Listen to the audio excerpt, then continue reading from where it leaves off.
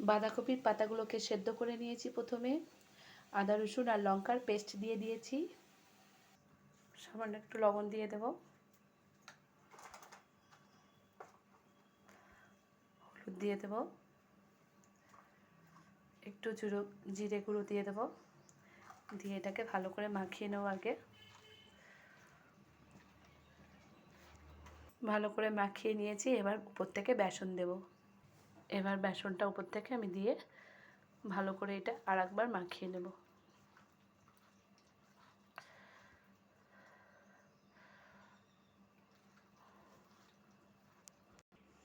যেহেতু মাখিয়ে নিয়েছি, এবার আমি এটাকে তুলে ভেজে নেব।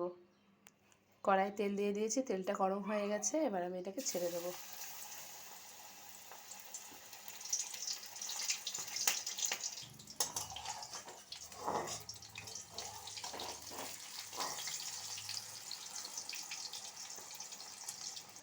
গরম গরম ভাতের সঙ্গে কিন্তু নিয়ে চলে এসেছি, দেখা যাক কেমন হয়েছে।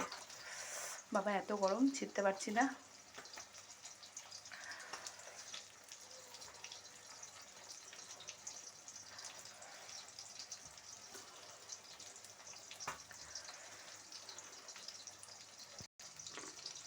দারুণ হয়েছে, একবার খেয়ে দেখবে বাড়িতে, সকলেরই ভালো লাগবে।